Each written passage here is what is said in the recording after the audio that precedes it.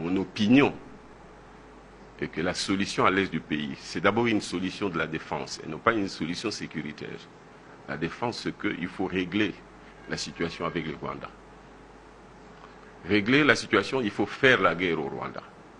Si nous voulons contrôler l'est de la République, il faut faire la guerre avec le Rwanda. Mais pour faire avec le Rwanda, il faut une armée, d'où il faut un pouvoir fort, avec des bonnes finances, occuper le Rwanda, à la limite, annexer le Rwanda au Congo. La solution pouvait se trouver dans le cadre de la CPGL. Tant qu'on ne fera pas la guerre au Rwanda, on ne mettra pas fin aux questions de sécurité. Donc il faut d'abord la défense. La défense, seule l'option de la défense nous permet d'avoir des solutions sur le plan sécuritaire. Il faut faire la guerre au Rwanda, occuper le Rwanda, administrer le Rwanda, annexer le Rwanda. La CPGL ne peut se faire qu'à ces prix-là. Les Rwandais, l'élite rwandaise aime tellement le Congo, les richesses du Congo, qu'elles viendront. Exploiter ça avec nous dans le cadre de la CPGL, après qu'on ait réglé. Comment vous pouvez, vous, élite congolaise, vous journalistes,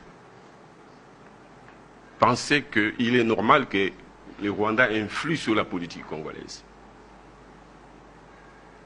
L'Ouganda influe sur la politique congolaise en disant nous voulons tel plutôt que tel, ainsi de suite. Et que nous ne sommes pas en mesure de dire qui nous voulons comme président au Rwanda. C'est parce que nous sommes faibles.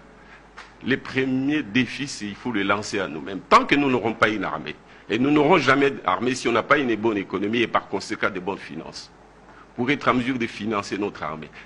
Le Rwanda va se discipliner de lui-même. Nous pourrons faire la paix déjà en organisant notre État, d'où les principes de la solidarité qui doit caractériser nos rapports au sein du peuple, au sein de la classe politique. D'où la nécessité d'avoir un pouvoir légitime capable d'organiser l'économie, d'avoir de bonnes finances et d'être capable de financer une armée pour que les Rwandais se disciplinent, tous nos voisins qui nous importunent. L'intégration sous-régionale qui est une nécessité. Qui aurait pu faire que les Rwandais viennent au Congo par la grande porte? Pourquoi les Chinois, les Asiatiques, les Indiens peuvent venir investir dans notre pays, pas les Rwandais, pas les Ougandais? Pourquoi pas?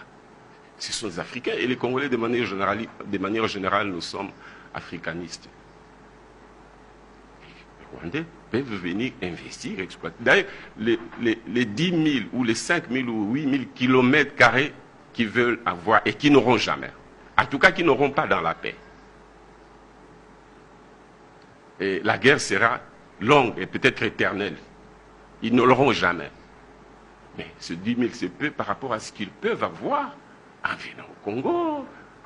Mais pour cela, il faut qu'un Congo solide qui sécurise les intérêts des communautés, qui sécurise les intérêts des citoyens, qui sécurise les intérêts, y compris des Rwandais, des Angolais et tous les autres compatriotes africains qui peuvent venir au Congo.